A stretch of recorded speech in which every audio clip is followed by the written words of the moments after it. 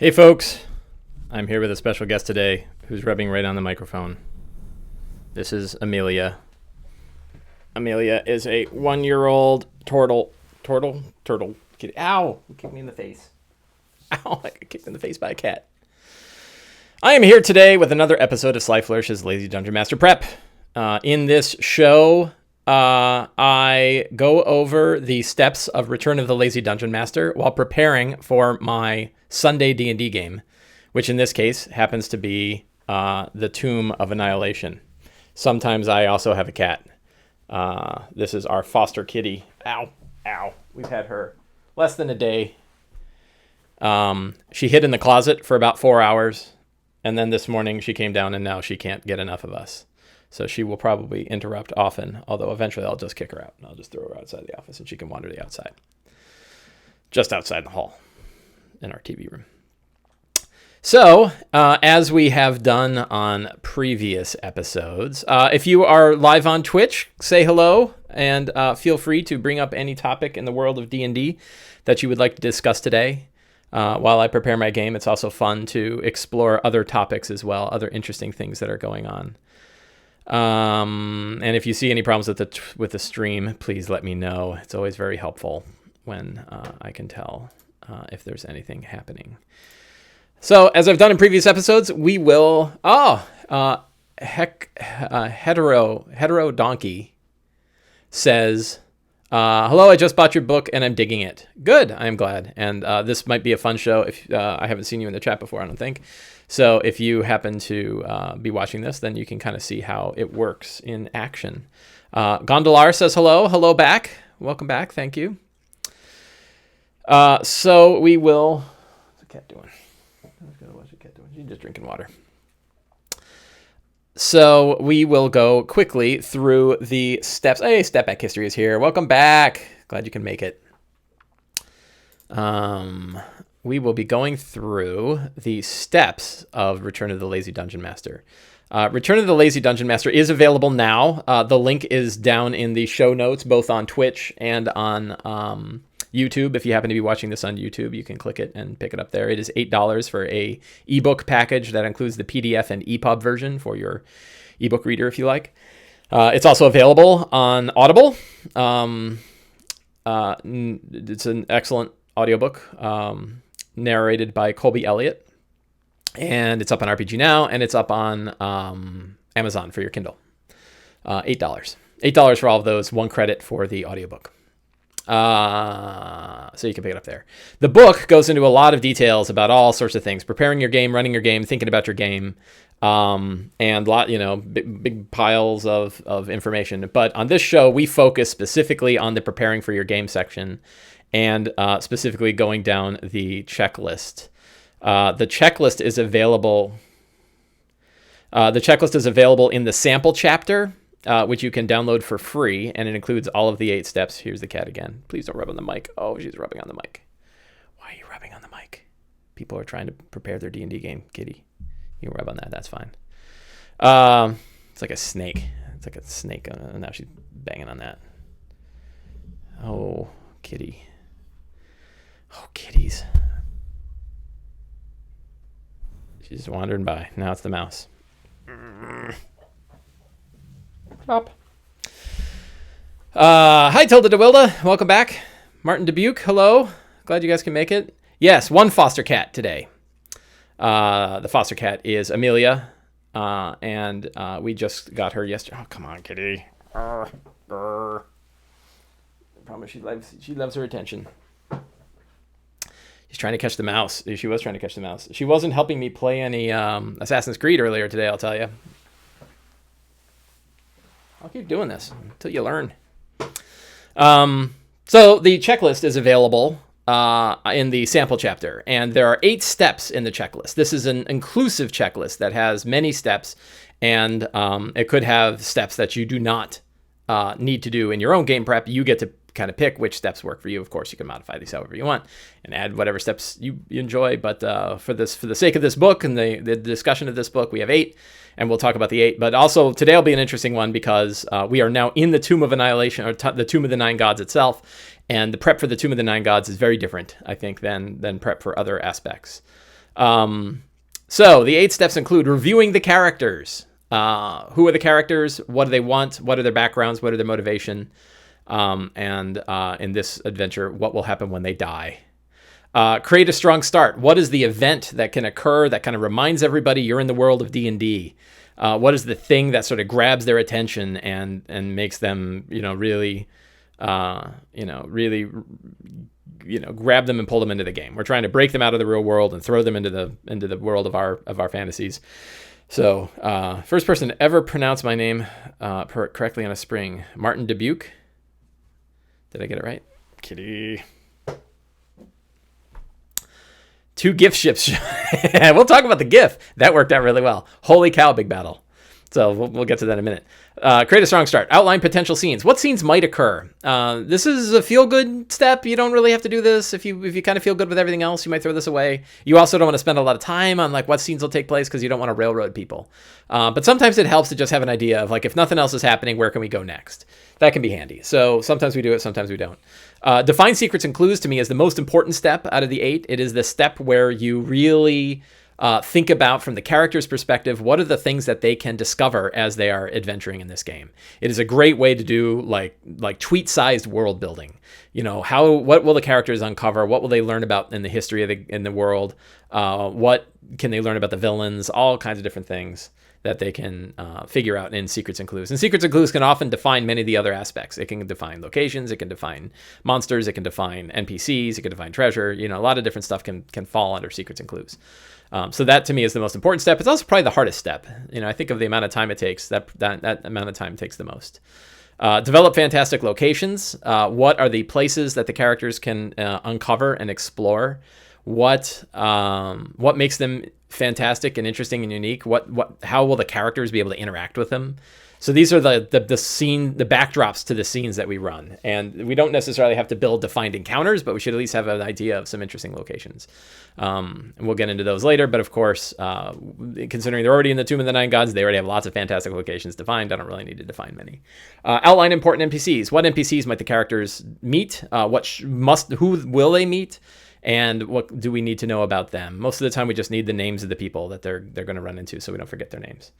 Any relevant monsters. If we're kind of in an open world, open-ended game, it helps to have an idea of the kind of monsters they might face and read up on those monsters so that we know what we need to do when they show up. Select magic item rewards. Magic items are a very important character component, but DMs have full control over how that occurs. So it helps us to think about what items might the characters be interested in, and or whether or not anybody needs a particular reward. Here's another kitty. Oh, kitty. Oh, you're falling. Oh, where you're going? Oh, kitty. Kitty. There's a kitty in the camera doing on Twitch. Oof. Sorry.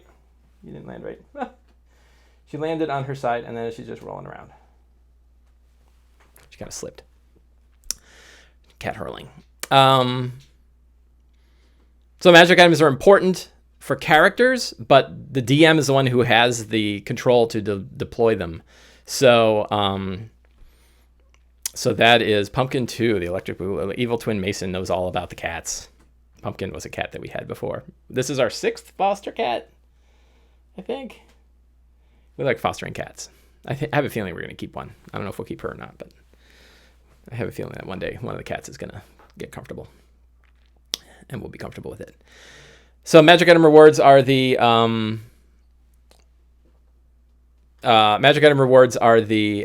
I'm getting all kinds of new notifications on my phone because my phone's now updated to iOS 12. I've said enough. So those are the 8 steps, and many of these steps, so what will be interesting today is that many of these steps we're either going to skip over or look at in a different light because of the way the Tomb of the Nine Gods, did they get in officially? Step Back History wants to know what happened. So why don't we talk about, let's return. Now that we've got the steps of the Lazy Dungeon Master, and again, you can download this on the sample chapter, we will return to the adventure as it stands. So last week, if you recall, our group was outside. We were going to begin the game outside of the camp of the Red Wizards, which is right around the obelisk in front of the Tomb of the Nine Gods. And Valindra Shadowmantle was there, the lich who works for Zastam and is in charge of trying to destroy the Soulmonger and recover some of its power. I wasn't sure. Pommel, who was a paladin, who said, "No way am I going to work with the Red Wizards." Did not. He wasn't there, so that meant that NPC interaction was an option. I built the camp. I set what pieces were in play. The characters got to see what was going on. I wanted to do it sort of a heist, and I think it worked well as a heist. I think the idea of a heist as a scene build is probably a powerful way to think about it. That you have a scene in a situation. You have NPCs that are walking around, and you have a goal. I noticed this like I'm playing Assassin's Creed Origins, and they have these camps, and the camps are in everything. Like they're in Horizon Zero Dawn, which is one of my favorites. They're in like Metal Gear Solid has them. A lot of video games have gone. The whole Far Cry series has these where you have like a base and a camp, and it's like a defined area, and there's people walking around, and there's like guys that are hard and guys that are easy, and guys that are packed together, and that's harder to deal with. And there's like a thing you need to do: steal a thing, or kill a certain guy, or do whatever. And you don't have to like wipe the whole place out. You don't have to just run in there in the front gate with swords. You can sneak around, and you can try to avoid getting detected. There's all kinds of different ways to interact with it. And I think we can do our D&D games like this too, where instead of thinking like, okay, this is going to be a combat scene, or this is going to be an interaction scene, or a roleplay scene, or this is going to be an exploration scene, that we can just say, here's the situation, here's the goal, how do the characters accomplish it? And I think that's an interesting way to run it. And that's how I ran the Red Wizard camp, and it worked out very well. So thanks to, who was it that came up with the idea? I think it was Navy DM, right? Somebody remind me in chat. I think Navy DM said, hey, why don't you have GIF? Why don't you have GIF attack? And I was like, GIF are hippo people, hippo explorer or hippo mercenaries of the Astral Sea, I think. And I was like, well, that's an interesting idea. So we came up with the idea that a GIF war skiff appears above Omu. They were attracted by the crazy magical power that's occurring there. They don't like wizards either, and they're going to just kind of run in an attack. And like the GIF don't really know who's there, nor do the Red Wizards know who the hell the GIF is. So let's see how that works out. And boy, that was interesting. So the party is outside the camp. They're kind of figuring out how to get in. Our druid friend, what's his name? Warren said that he wanted to transform into a small lizard and sneak in. And we're like, okay. And I warned him. I'm like, Valindra isn't exactly going to leave these cubes sitting out on a table. Like they're going to be protected, and you don't know how, but she's a powerful wizard. And they're like, yeah, we know. We saw her nuke the Fane of the Night Serpent with Meteor Swarm, so we know she's powerful. Anyway, but that was their plan, kind of sneak some people in and have other people sort of, they've been playing it by ear, which is a smart way to go, because honestly, the situation is so dynamic. You're, just like we, and when we're running a D&D game, have a strong start. The characters really need, like, how do we just set ourselves up for the best possible situation early? And then as chaos unfolds, we'll figure it out. And chaos unfolded, because while they're there getting ready to sneak in, all of a sudden the war skiff shows up. It is assaulted by hundreds of gargoyles, or dozens of gargoyles. It explodes, it crashes. About 5 GIF come out, and they start approaching the Red Wizard camp. The gargoyles all go away. The Red Wizards send their wizard and a bunch of thugs out to go explore them, and the GIF and the Red Wizards, their negotiations do not go well, and there's a big war, big battle outside of the camp to the west. The characters are coming in from the east. So they're like, okay, we'll sneak in. So the lizard, Warren, the druid, transformed into a small lizard, snuck in, peeked inside, and saw the box that has the things on it. So he's like, okay, I know where they are. And then a couple of others started sneaking in and flying in. They started flying, which meant more gargoyles attacked, but then they dropped in. And now they're dealing with the people in the camp. And they see the obelisk, and they're like, we know that there's something horrible and powerful in that obelisk. And 2 of the characters are like, I gotta break it, right? Like, I can't help myself but break it. They're both like shadow magic people. Punchy and Ogechi in particular. Punchy is a Kenku samurai that's possessed by Zektomoy, and Ogechi is a warlock that is connected to the shadow world of shadow, and particularly to the Oshodo. And they're both like, we're smashing that thing. And they did, and they smash it, and comes a Nalfishni, a very powerful demon. And Valindra sees it and is like, oh my god.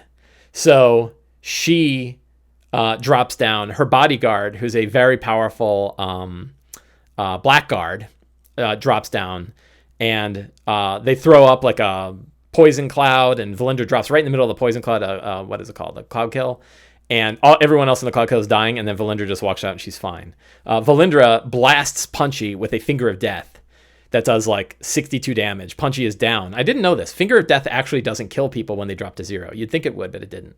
However, it did burn this huge necrotic hole in him, and he looks down and realizes, oh my god, I don't have any internal organs. I'm made of plant stuff, right? And he saw the plant stuff, and he's like, wow, I'm not even me anymore. So that was interesting. That was a secret that got revealed. Huge fight. Valindra's bodyguard starts fighting the Nalfishni while Valindra is going after the party. She's, like I said, she hit him with like a Finger of Death, and then she's firing off legendary, cold necrotic beams. Chill Touch, I guess it is. Is it Chill Touch? That's neither cold nor a touch. She's firing off these necrotic beams and hitting people with them. And, like one guy got hit and he had 1 hit point left. Meanwhile, Gabriel or Tharmond, the bard, and Punchy, not Punchy, Gabriel or Tharmond and Warren go into the tunnel. An alarm goes off, but nobody cares because there was already a great big war going on, and Valindra is busy. And then Warren goes and grabs the box and opens it, and it explodes, and it drops Tharmond and nearly drops Warren. A huge explosion, 50-point blast, right? And just boom, blows up the tent because she had it protected, like I said. And so they're trying to get up. Two people are down. Everyone else is kind of running around. Valindra. So the Nalfishni rips the head and spine right out of Valindra's bodyguard, just rips her head right off. Drops her body. And Valindra is about to kill the party when the Nalfishni grabs Valindra, and they get into a fight. And Valindra is hitting it with spells, and it's tearing into Valindra. And I'm rolling dice on this. I'm just kind of generally seeing, like, are they hitting? Are they missing? Who's doing well? I didn't know who was going to win.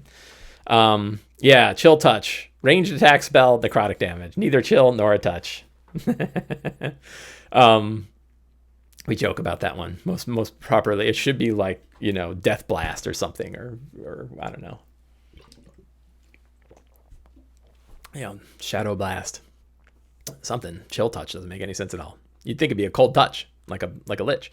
Anyway, so and they have another one that's a chill touch, don't they? They have one that kind of, it's like a cold touch, and it makes somebody, touch of the grave. Right. Perfect. See? We should rewrite this game. So now Valindra's fighting the Nalfishni. The party is like, okay, we got to get the hell out of here. We have the cubes. We'll get people up. We'll run to the cleft, and we'll get inside the tomb where it's safe. Because it's not safe out here. So they run inside, and they turn around, and they see Valindra's just hammering on the Nalfishni, and she starts to cast a really powerful spell, and the Nalfishni rolls 2 crits on 2 of his 3 attacks, including a bite, and he bites her in half and crushes her rib cage, and her leg bones all explode. Somebody also did a turn undead, and it didn't do anything to her, but it did get rid of her beautiful elven visage and turn her into the skeletal creature, the skeletal horror that she actually is. So now she looks like this skeletal, monstrosity, this, skeletal lich. And the Nalfishni bites her in half. Her bones explode. Only her upper torso and her head is still intact, and she's falling apart. And she looks at him and she just says, "Die!" And she casts Power Word Kill on the Nalfishni, and the Nalfishni falls over dead. Boom. And both Valindra and the Nalfishni are dead. And everyone else, there was one member of the Red Wizard camp who was still alive, and he's like, "I'm out," and he just leaps off and runs off into the woods. And so the party is kind of standing there among this incredible ruin. Dragon Prince, Step Back History says, it might like the Netflix show The Dragon Prince. Some good ideas there. I will check it out. Thank you. So then they had the cubes, and they go and they are exploring the entrances, and they made their way in, and they got to the first hall. So that was the whole first hour and a half of the session. Maybe 2 hours of the session was them getting in. And I thought it was great because it's this huge explosion in war, and the obelisk exploding, and demons and liches and all this stuff kind of, hammering. And it wasn't like they were safe. They knew that if Valindra turned her attention to them, they would die. And so it wasn't this background scene thing that they couldn't deal with. They had to worry about what to do. They actually were blasting Valindra. They were rooting for the demon because they knew that Valindra is bad. But, if that demon had gotten free, it would kick their ass too. It's pretty tough. So that was really a fun event. They actually, it wasn't too overpowered. It wasn't this cinema cutscene where they don't actually get to do anything. They had to do a lot, and I was really happy with how that scene worked out. And then they got to the tomb, and they got to the first room. Let's go down here. They got to the first room, so they managed to figure out all of the. Let's see. Open up a new image, new tab. Let's see. Let's open the player version. Nice big one. There we go. Look at that. So they figured out all of the fake stuff. They figured out this stuff. They got the secret area. They figured out the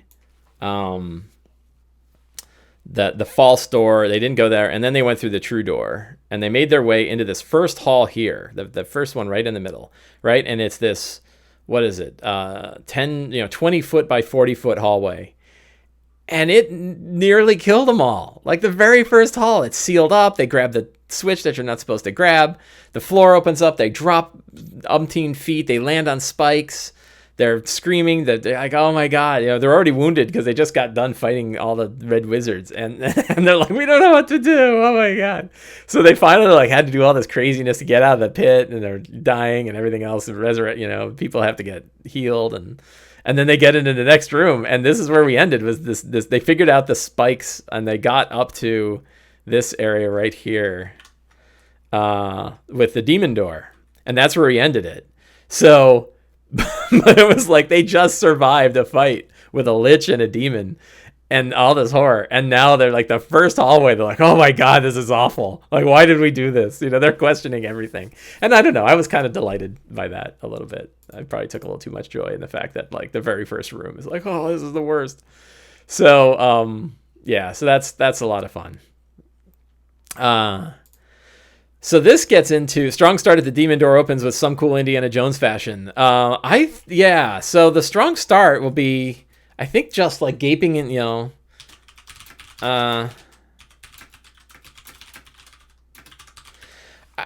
don't know that I'm going to put too much the strong start, except the start is they are staring at that big demon statue thing, right? And there's pictures of it,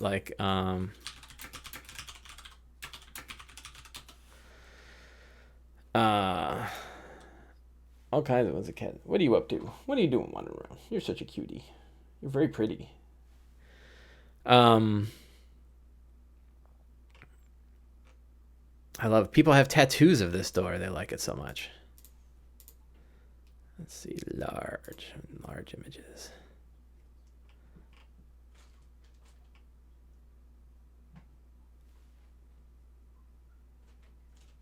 She's exploring. I'm fascinated by the cat.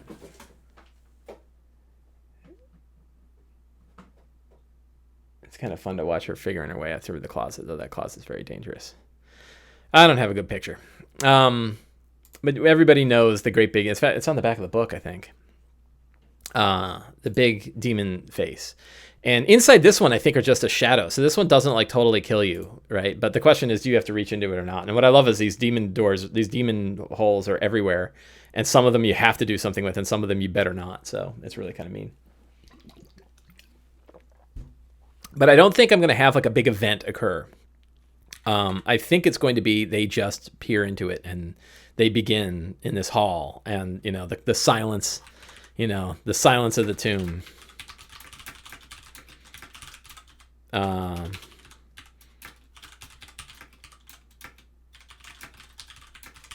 The rumbling of great machines below, right? So not totally silence. But just environment. I think I'm just going to go with environment, and then they let them pick what happens. Step Back History says, since this dungeon can be inhospitable to life, how would you explain those backups catching up with the party? So the adventure actually has a good recommendation for this, and it's something that I'm going to mention to the party, is that the general feeling, oh, that's a good kitty, so why don't you just lie there? Yeah, there you go. You just hang out.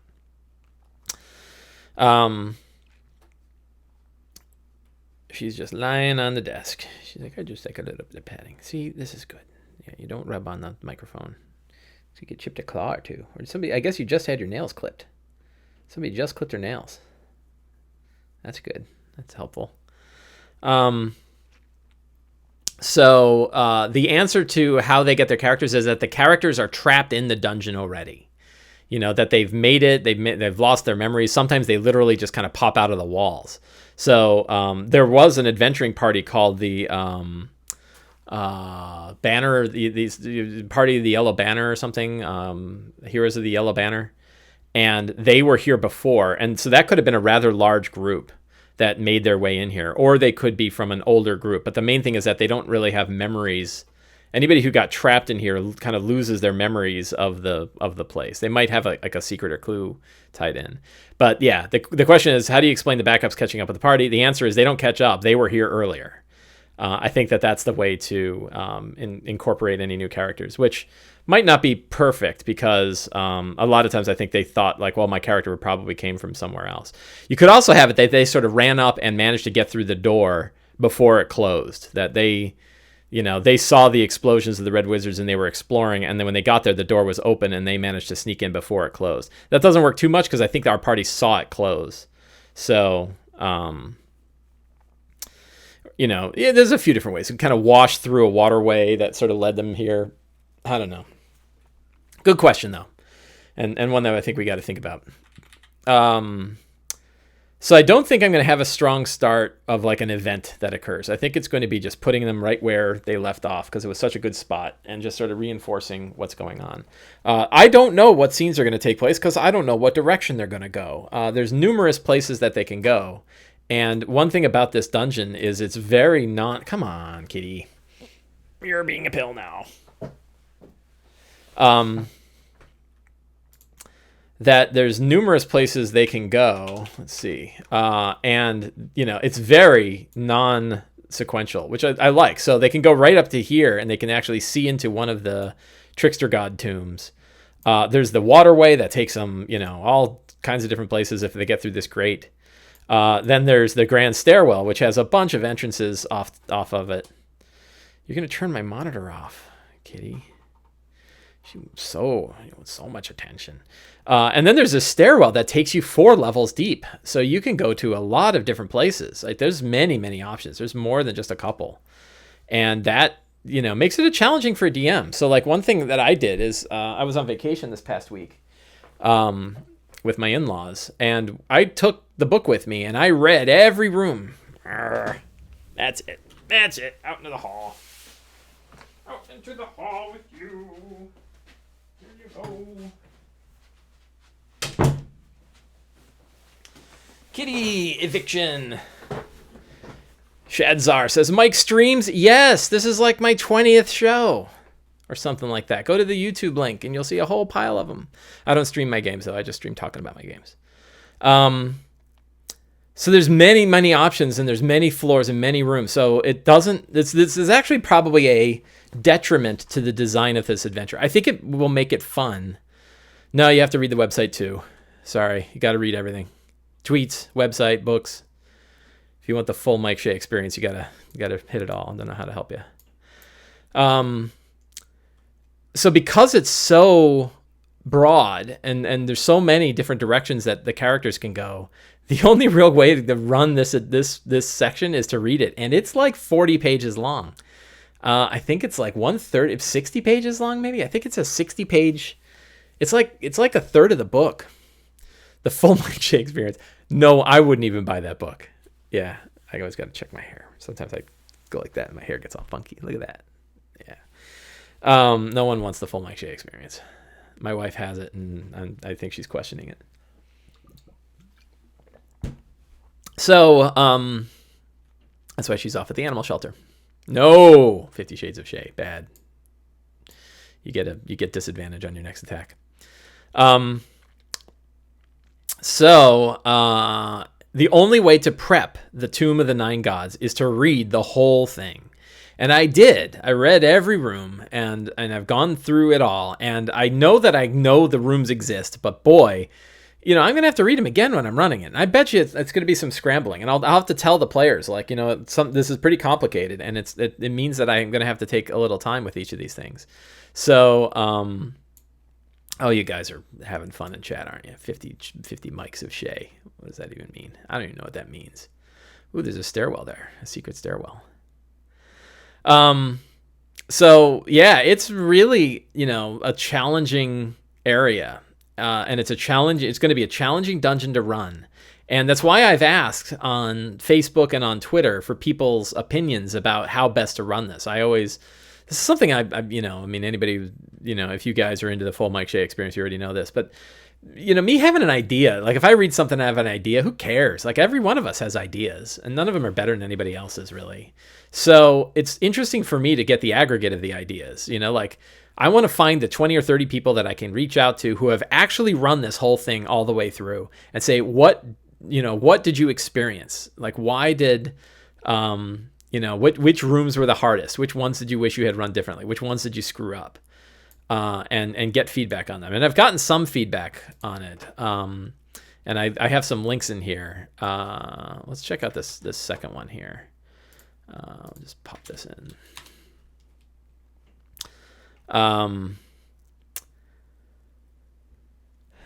So yeah, Tumbler Room, the 5 Gears room. There's some good discussions in here about, I guess that was only a few, but I think I asked again. And people said that the Tumbler Room and the room rotation, I've heard that the level 5 is actually pretty tough because it's got these great big, the players can die there. I think the players can die in lots of places. I don't mind players dying. I worry about the I worry about them dying because I didn't describe something right.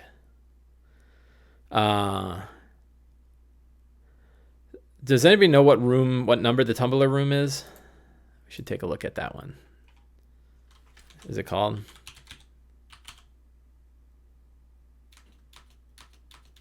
It's not actually called the Tumbler Room.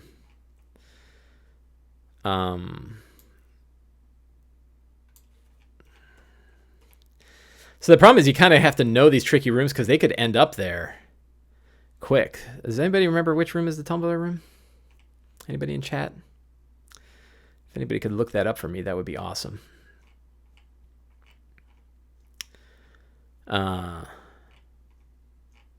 Most of the time, I think the rooms are relatively self-contained. It's a couple of the rooms, and I guess level 5, the big gears are a real problem because they move around and different things happen when they move, and the party can get split up, and that can be a real challenge. So I want to project that a little bit, and I want to spend a little bit more time with it. Again, I read it, but you read it and you're like, oh yeah, that sounds fine, and then you run it, you're like, oh, I didn't expect this at all. Tumbler Room, Wind Tunnel. I don't think that's the Tumbler Room. Let's see if we can find it in a map. Was it 19? Is that the Tumbler Room? That's the one where you walk up at an angle and you end up in a whole pocket universe. By the way, this whole podcast is full of spoilers, so don't read it if you're...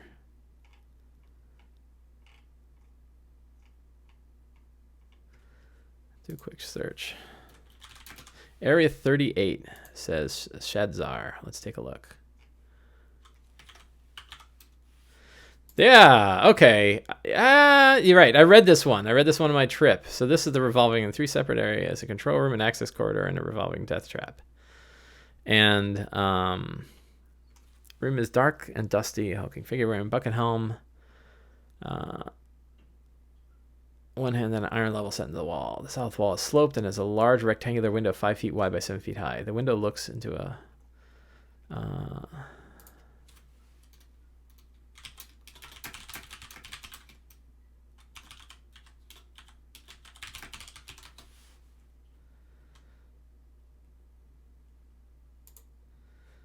revolving room. Let's see what... Advice on running the revolving room on Reddit.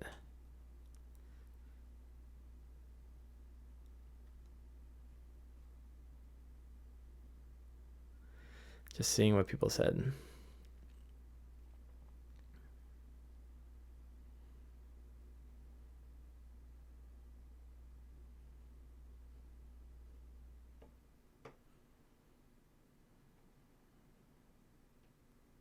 Watch as I read stuff.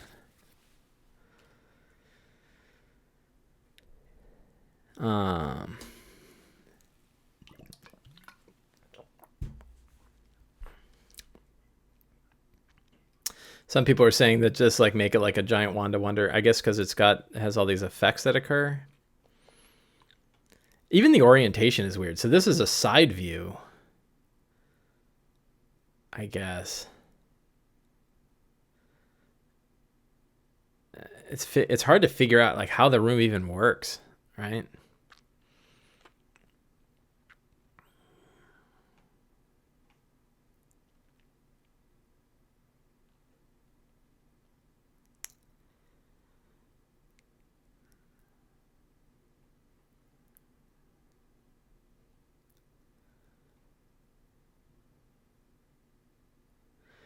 So there's ways around it, but only after you know.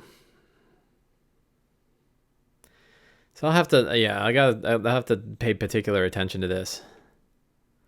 Ah, yeah, and here's the revolving room effects. Blinding, stone spikes. But I kind of like, somebody brought up the idea of like a,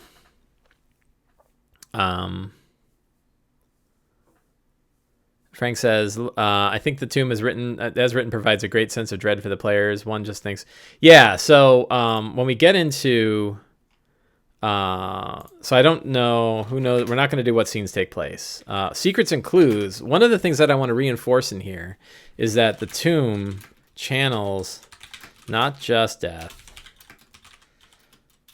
but pain, confusion, aggravation, and other negative emotion. I think that's an important point, that like the tomb is meant to be a pain in the ass. The more of a pain in the ass it is, the more energy it is channeling, and I think that is good.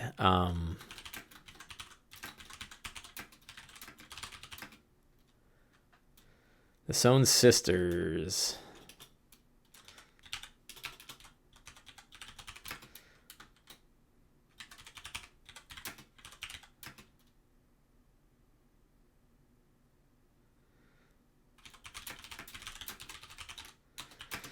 There was some other real interesting. I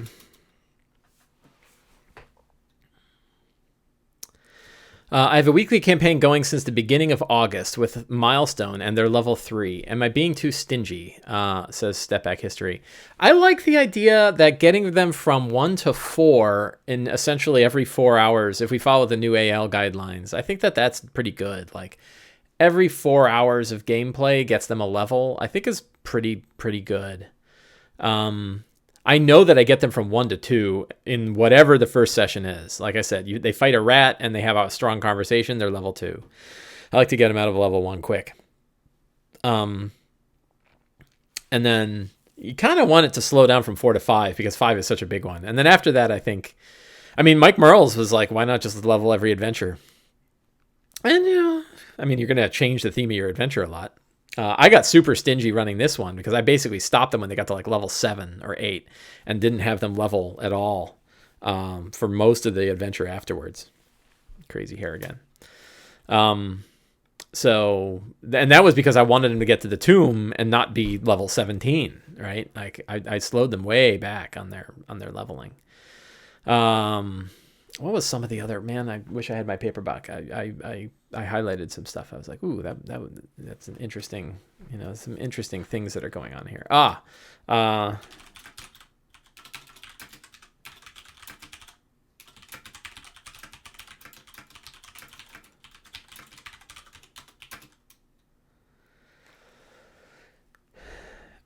Evil Twin Mason says every 4 hours to level 4, then every 8 hours from then on. That's a pretty good model. That's what the AL does, and I think that that's pretty strong. Roughly 2. I would probably say 1 session to level 4, and then 2 sessions thereafter, unless your sessions are really short. Is a fine way to go, and kind of keeps people interested. I've been very interested recently in Shadow of the Demon Lord. I've been reading a lot about it, and I've got friends that really dig it, and I've played it a few times and like it, and I want to kind of run it. And one of the interesting things about running that one is it's expected that you'll get through the entire campaign arc in 10 adventures, 10 sessions. It's very fast and meaty. And I kind of want to try that. So I think when my Wednesday group finishes Tomb of Annihilation, I might have them. I might propose that we play a 10-session Shadow of the Demon Lord game between sessions and see how they feel about that. I don't know if they'll dig that or not. We'll have to see. The party must acquire 5 skeleton keys. The spirits.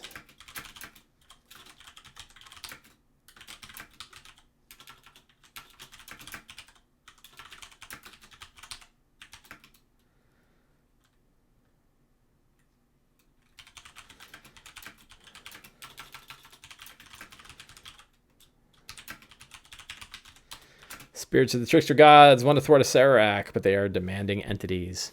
I think so. There's a couple of places where you can sort of reintroduce characters in here, and I can't remember.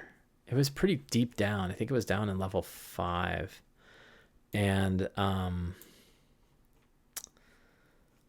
I liked the idea that Gabriel, the soul of Gabriel, was one of them. But I thought that there were 2 places. I love the idea of the Mechanist chain. Oh, yes, that's a good secret.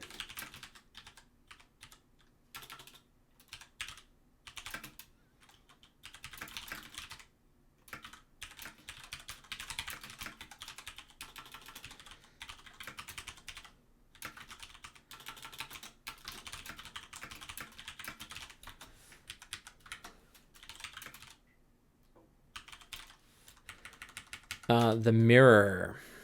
It says Frank Supine 1.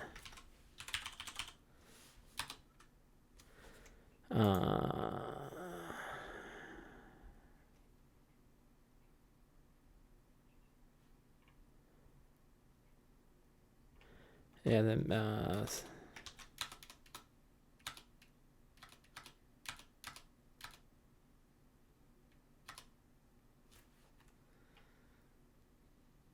yeah, there's a mirror of life trapping. Area 50.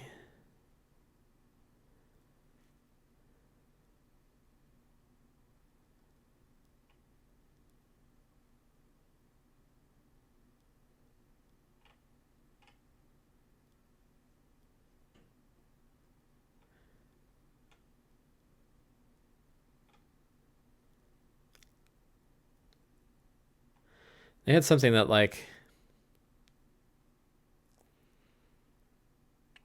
I guess I don't know how anybody else had been trapped in this mirror. I love the idea that there's a Sturge that got trapped.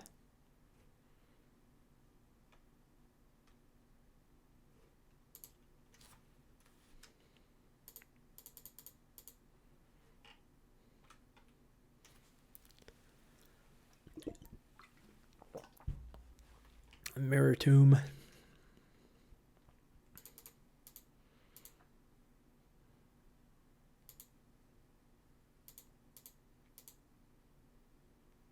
Oh, I don't know. Huge machinery runs the tomb. What else do they need to know about the tomb? We already know that it was built by dwarves. They learned that part of it. I don't have this. This one is such a intro the Stone Sisters early, especially with the weird clone in the cage in that room. Yeah, so the clone I think is going to be Gabriel. I think they're going to pluck Gabriel's soul out. I think that'll be a fun one. And yeah, so scenes. I think this is a scene that might take place, like ants. Right? Like the Stone Sisters,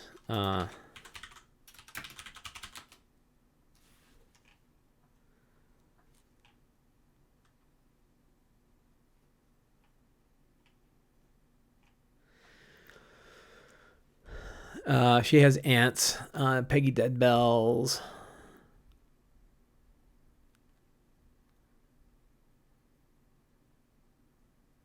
That smell, yeah.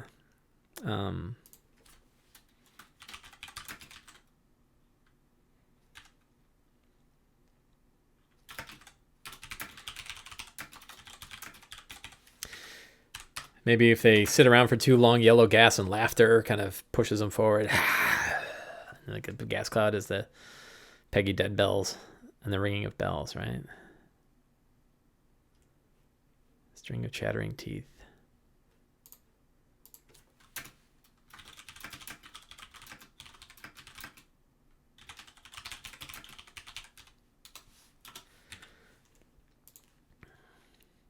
Baggy Nana.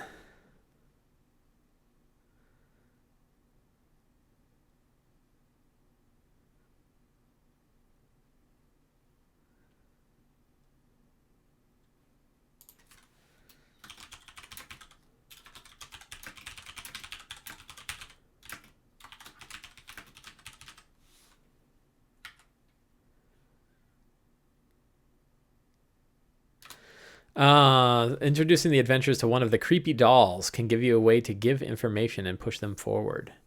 How would the doll, like the dolls, don't I think the dolls belong to, I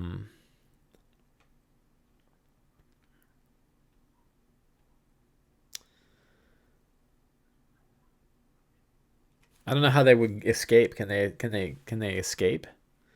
It's not a bad idea. Like if they get stuck, maybe one of the dolls will come and help them. I like that.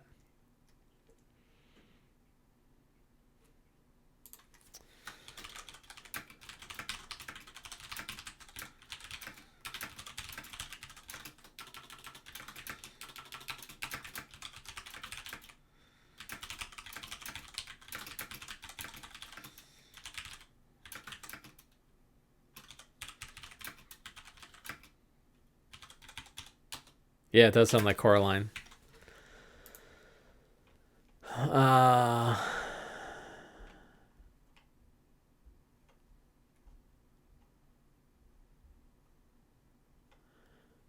There was some other interesting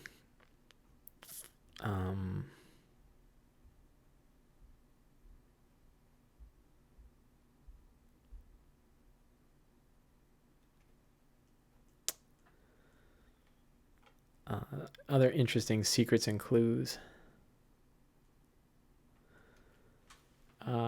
Shagakari. Shagakari.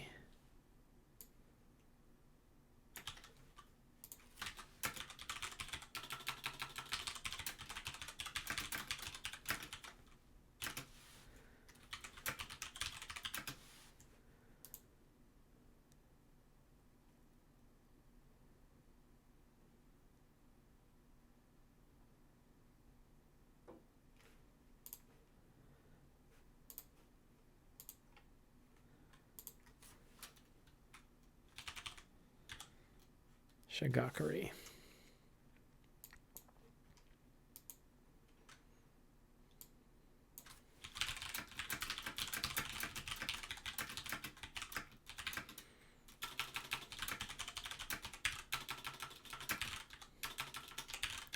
little bit of history they might learn on a mural. They know about the Atropol already.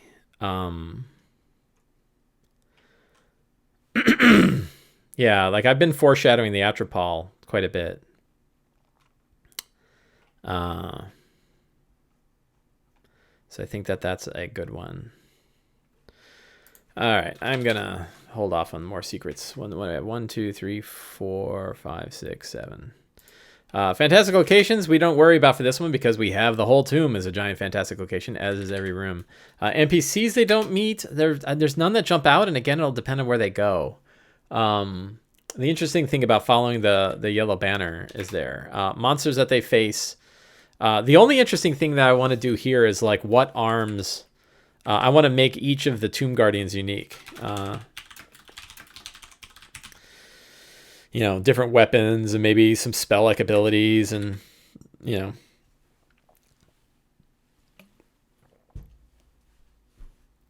I don't think I just want them all, like every time they run into one of these things, it's a flesh golem, armored flesh golem. I think the idea of kind of making each one of them sort of a cool, trapped, unique thing could be a lot of fun. Magic items is whatever is in the adventure.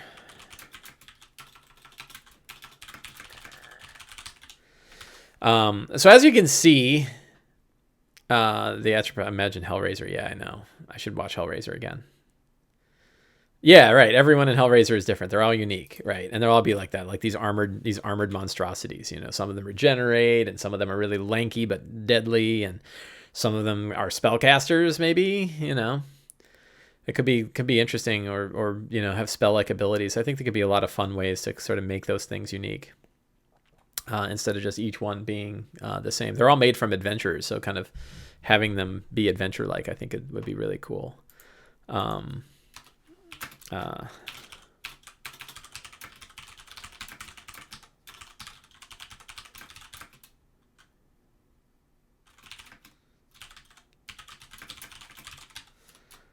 That's a good secret. So we'll see how this goes. This will be my first full session. Oh, another thing that I'm doing for this one is I'm bringing a pile of Dwarven Forge with me without any real idea how I'm going to lay it out. So I'm just bringing a bunch of walls, corners, and floors in a box. And then when I need to make a thing, I can just drop them on the table and make a thing. You know, mostly to like show a hallway and to show positioning and stuff like that. I'm kind of keeping it pretty straight. So we'll see how this goes. I mean, it could be a disaster, right? You know, like one of the things is this is a really detailed adventure. This is a really detailed section of an adventure with lots and lots of moving parts, literal moving parts. And I'm a lazy DM, so I don't pay a lot of attention to that, and I play it by ear, and I kind of do stuff. And that could be a bad mix for this. Like this could be trouble because the details matter, you know, and I want the details to matter. So we'll see how this goes. I think it's nice that it kind of works out room by room. TOA is supposed to be a disaster, but not because the DM can't describe it right. It's like, oh, I forgot. Yeah, you all should have survived that. I just don't want that to happen. I don't want to, you know, and I guess I can kind of work my way through it, but it's like that revolving room, you know? So, it is worth, Tumbler Room, all of level 5, the Mirror Tomb on level 2. These were the problems that people brought up, the elemental rooms. Yeah, I remember that the elemental rooms could be really bad. So these are good, you know, these are some good details that I should kind of mark and read again. So I think before my session today, I have a half hour before I go, I might look over some of these things again and see. So I think that, you know, the advice, the approach that I'm taking, I don't have advice on how to run this yet because I haven't run it yet, but I think the approach that I'm going to be taking is, you know, really read up on this. Like anytime I'm doing my prep for this, instead of thinking all through other parts, that the main thing is read it. And I did it. You know, I read the 60 pages of the whole thing, room to room. But, you know, there's a lot of moving parts, and it's kind of easy to skip over it until you see them actually work. It's kind of hard to figure them out. And I do wish that this was a little more sequential. So it's like maybe we only had to worry about floor 1 before floor 2, before floor 3. And instead it's like, no, I think they can go all the way down to, you know, oh, it's a Rogue One adventure. Like everyone dies, but, you know, good things happen at the end. Read it twice before playing, then read it again after the first 2 times confuse you, says Shadzar. Yeah, it's a lot of work for an adventure to have to read it that many times. Like, I get it. It's fun, but I do wonder if maybe they should have made this thing a little smaller. But we'll see. I haven't heard anybody that's like, oh, it was a freaking disaster. I hated running the last part of it. It was like this great adventure until you get to the tomb, and then the tomb sucked. Like, I really hope it doesn't turn out that way. And I haven't heard that be the case. Most people seem to have enjoyed it. And, so, you know, I don't know. I'll hopefully improvise some ways for them to escape. I really don't want to kill them all. Like, I really don't want like everybody to die.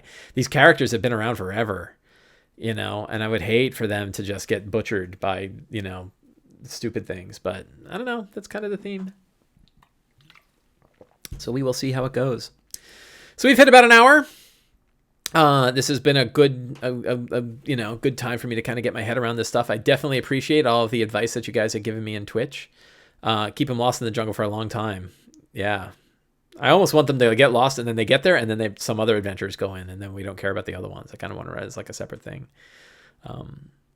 So for all of you who came into Twitch today, thank you all for coming. Thank you all for the great advice. For those of you watching on YouTube, thank you for watching, and I hope this was a useful video. And I will see you guys again in a week when we talk about how this part went and where things might be going in the future. So everybody have a great week, and I hope you get to roll some dice and play some D&D. See you guys later.